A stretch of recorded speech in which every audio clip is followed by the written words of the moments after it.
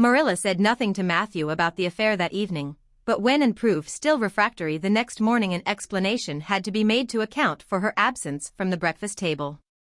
Marilla told Matthew the whole story, taking pains to impress him with a due sense of the enormity of Anne's behavior.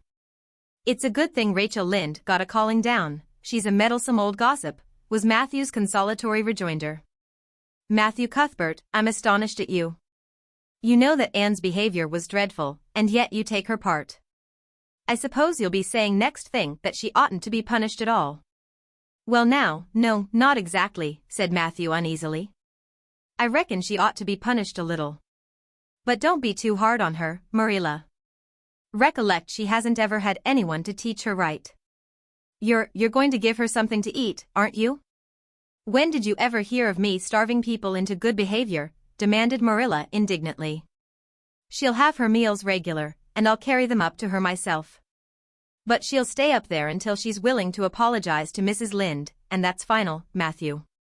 Breakfast, dinner, and supper were very silent meals, for Anne still remained obdurate. After each meal Marilla carried a well-filled tray to the east gable and brought it down later on not noticeably depleted. Matthew eyed its last descent with a troubled eye. Hadn't eaten anything at all?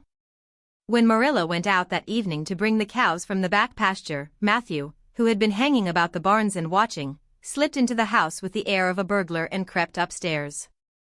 As a general thing Matthew gravitated between the kitchen and the little bedroom off the hall where he slept. Once in a while he ventured uncomfortably into the parlor or sitting room when the minister came to tea.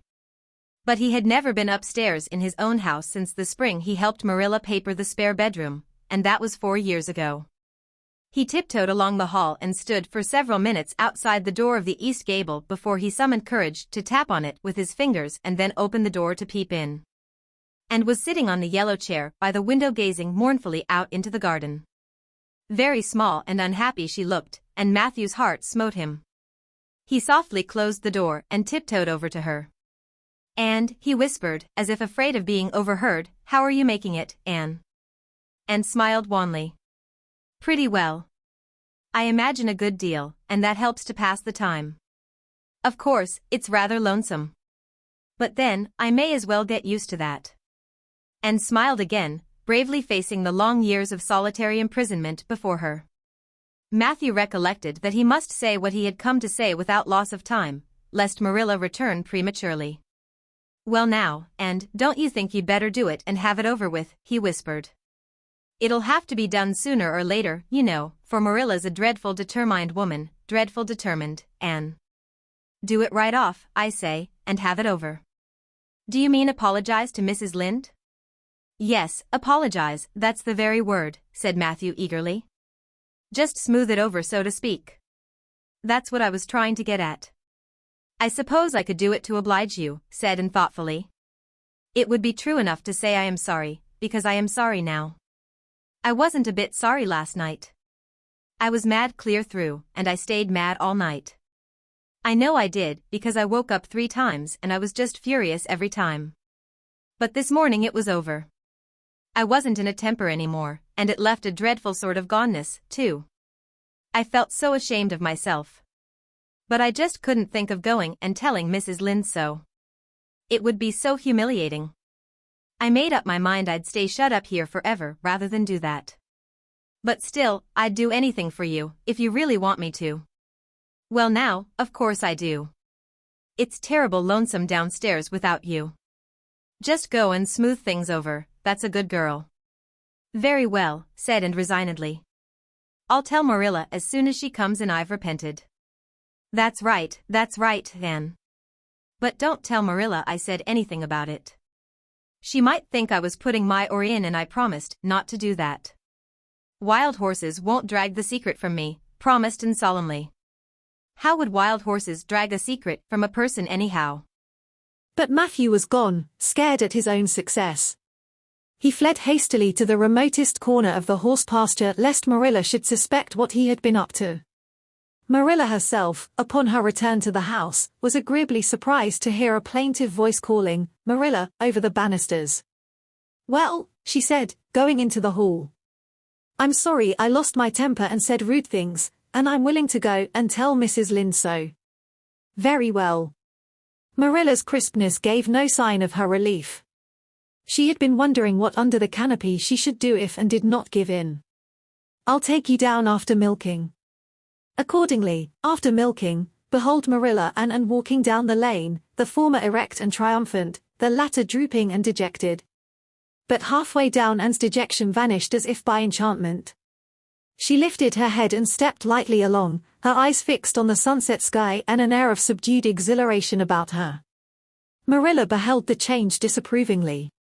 This was no meek penitence such as it behoved her to take into the presence of the offended Mrs. Lynde. "What are you thinking of, Anne?" she asked sharply. "I'm imagining out what I must say to Mrs. Lynde," answered Anne dreamily. This was satisfactory, or should have been so. But Marilla could not rid herself of the notion that something in her scheme of punishment was going askew. Anne had no business to look so rapt and radiant. And continued until they were in the very presence of Mrs. Lynde, who was sitting knitting by her kitchen window. Then the radiance vanished. Mournful penitence appeared on every feature. Before a word was spoken, Anne suddenly went down on her knees before the astonished Mrs. Rachel and held out her hands beseechingly. "Oh, Mrs. Lynde, I am so extremely sorry," she said with a quiver in her voice. "I could never express all my sorrow, no, not if I used up a whole dictionary. You must just imagine it. I behaved terribly to you, and I've disgraced the dear friends, Matthew and Marilla, who have let me stay at Green Gables although I'm not a boy.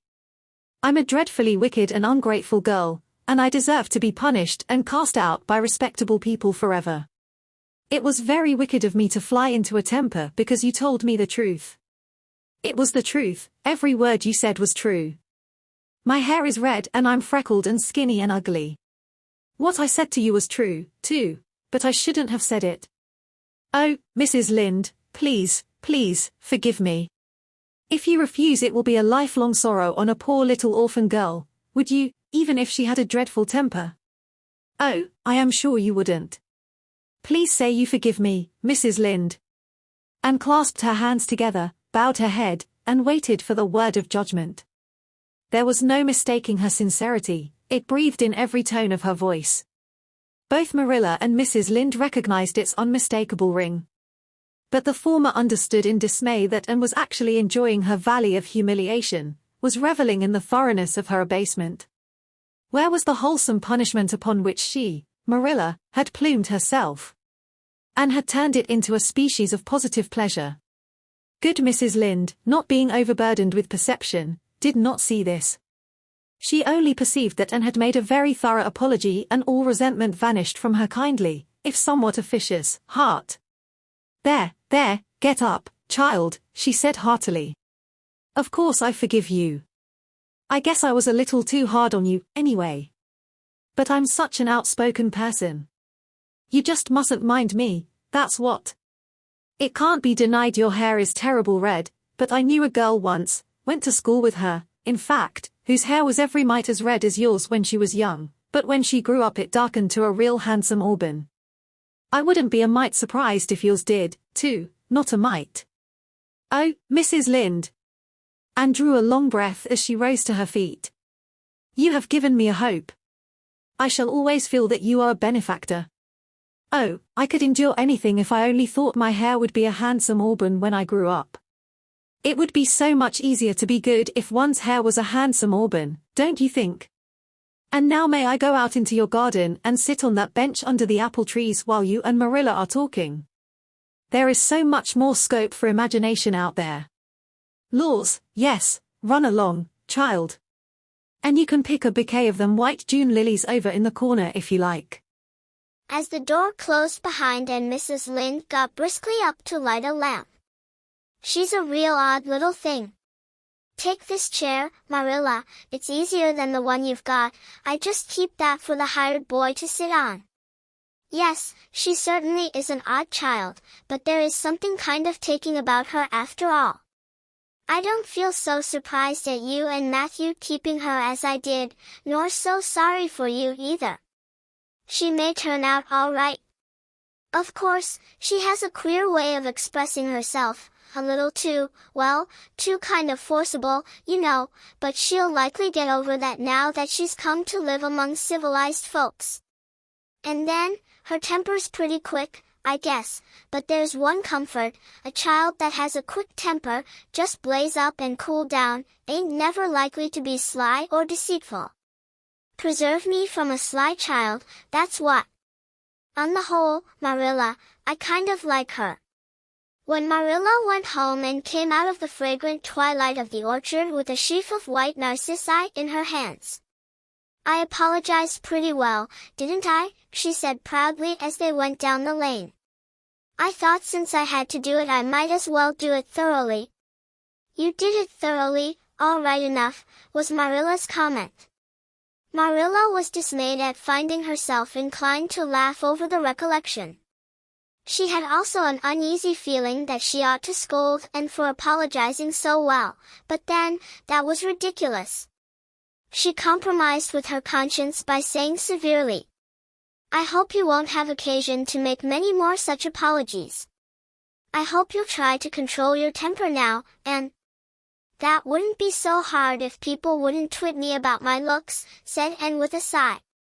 I don't get cross about other things, but I'm so tired of being twitted about my hair and it just makes me boil right over.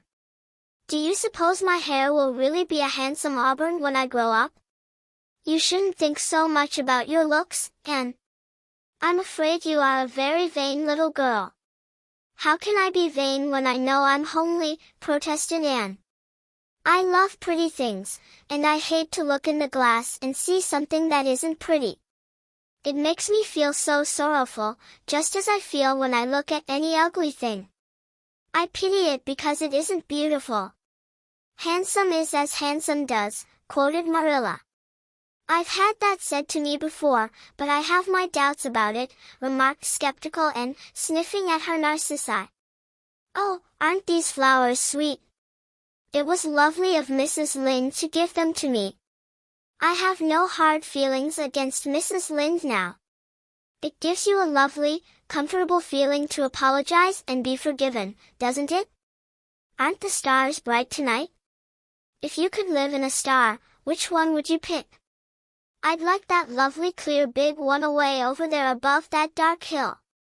And, do hold your tongue, said Marilla, thoroughly worn out trying to follow the gyrations of Anne's thoughts. And said no more until they turned into their own lane.